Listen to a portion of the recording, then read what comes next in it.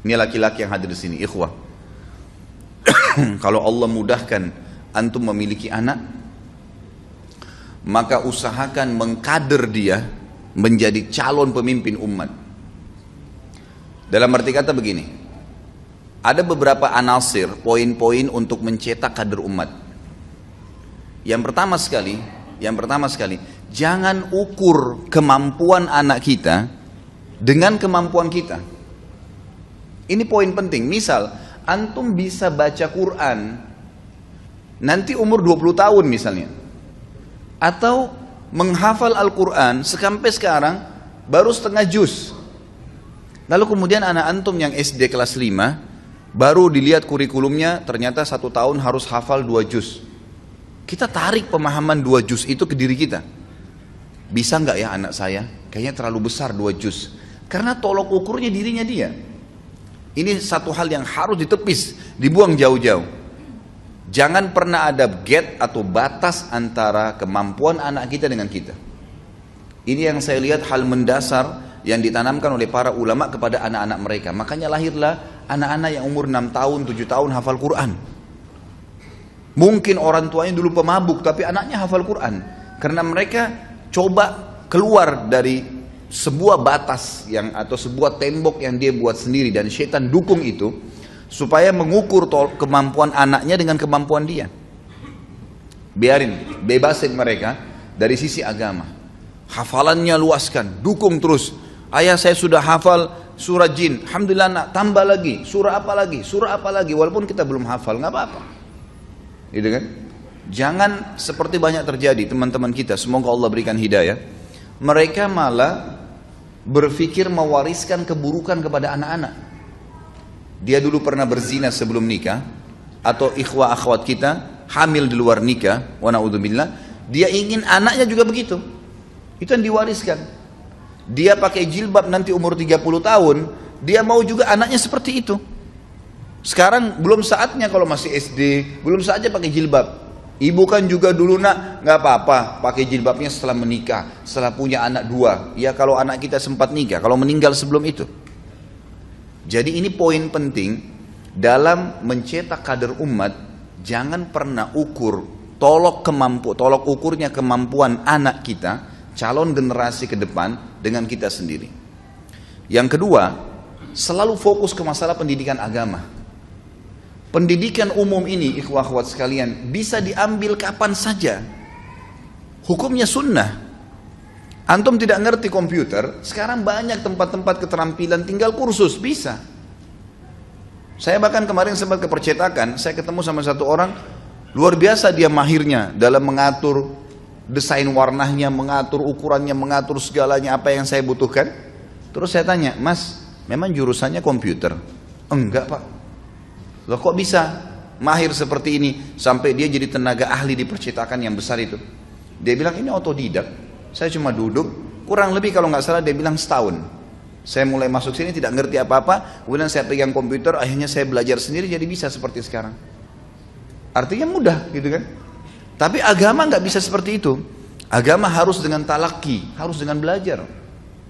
Harus ada seorang alim. Buku ini kalau antum beli, mohon maaf saya tidak katakan diri saya seorang alim. Kalau antum beli dan dibaca sendiri otodidak, dengan kalau ada seorang ustadz atau alim antum datangin dan dibaca di hadapan dia atau dibacakan seperti sekarang, kemudian ditambahkan, dikuatkan, ya, dijelaskan informasi di dalamnya, itu jauh bedanya dengan otodidak, jauh sekali, gitu kan? Dan memang Islam harus seperti itu, talaki. Para sahabat bertalaki dari Nabi SAW, para tabiin bertalaki dengan ya, para sahabat, gitu kan? Dan dalam poin ini, dalam poin yang mendahulukan ilmu agama, ajak mereka dari kecil. Ini ikhwah, jazakumullah khair, yang bawa anak-anaknya kecil di sini, saya sangat dukung. Ajak anak-anak ke masjid, ajak anak-anak ke majelis ilmu. Hiburan mereka bukan mall. Mall sudah selesai sejarahnya waktu antum dulu. Hiburan mereka buat mereka cinta dengan majelis ilmu. Nanti kalau liburan kemana ayah? Ke majelis ilmu ini, ke taklim yang ini, ke tablik akbar yang itu, buat mereka suka itu. Bukan buat mereka suka nanti nak kalau liburan ke puncak ya, nanti kalau liburan ke sini ya. Bukan tidak boleh ya, boleh saja. sesekali, tapi bukan target. Targetnya mereka cinta majelis ilmu. Sebagaimana antum sekarang cinta majelis ilmu di umur antum sekarang, antum rasakan manfaatnya. Buat mereka cinta dari kecil. Itu sangat luar biasa itu. Ini pelajaran, saya sebutkan poin ini dari kehidupan Ali radhiyallahu anhu ya.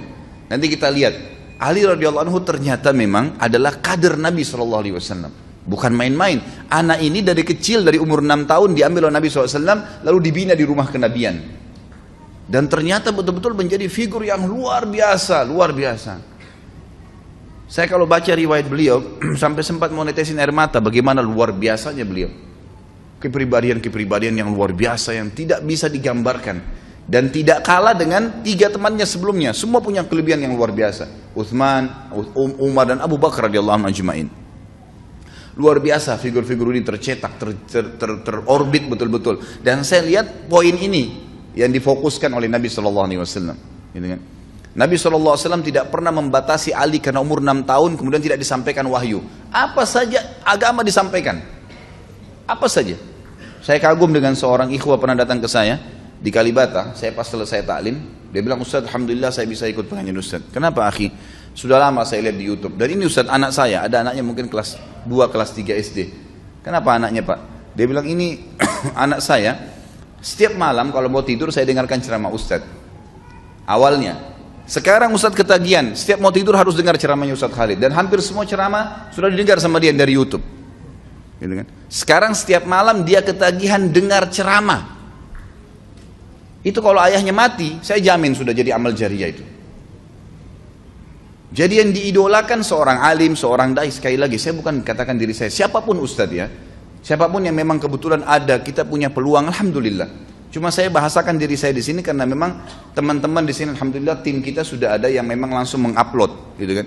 Kalau ada ustadz yang lain silakan, siapa saja yang bisa berikan manfaat. Tapi memang harus ilmu agama di sini. Fokusnya adalah masalah ilmu agama.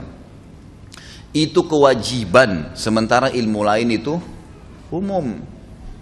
Ilmu lain umum. Yang ketiga, hubungkan antara fasilitas yang diberikan kepada anak-anak itu dengan prestasi. Dengan prestasi. Kalau kamu hafal 5 juzna, ayah berikan sepeda. Emang begitu? Apa yang dia minta? Ayah minta ini. Baik, syaratnya ya 2 juz Quran. Nih surah ini nak hafalnya. Selalu Quran. Kalau sudah hafal Quran, sekian 10 hadis. Setiap bulan 10 hadis kasih duit, nggak apa-apa. Oh nanti Ustaz dia tidak ikhlas. Itu bukan masalah ikhlas atau tidak ikhlas. Tidak ada hubungannya orang keikhlasan dengan terima duit. Kalau seandainya kita mau bicara keikhlasan, maka tidak perlu ada yang berinfak. Sekarang kalau misalnya satu orang berinfak di jihad di jalan Allah nih, dia keluarin duitnya, dia berikan kuda, unta semua. Terus orang yang terima, gimana orang yang terima itu? Berarti dia tidak ikhlas karena dia terima dari orang lain. Enggak ada hubungannya. Ikhlas itu bicara masalah hati. Kalau begitu semua dosen nggak boleh terima gaji dong. Nggak ada hubungannya itu. Jadi hubungkan prestasi dia dengan sesuatu, gitu kan? Maksudnya hubungkan fasilitas itu dengan prestasi, ini penting, gitu kan? Jadi berikan support, maka ini penting sekali, hubungkan. Dan selalu prestasinya hafal Quran, hafal Quran, hafal Quran. Ya, ikut di majelis ilmu. Kalau ada sesuatu yang positif terus, ada pertanyaan masalah agama terus didukung, seperti itu.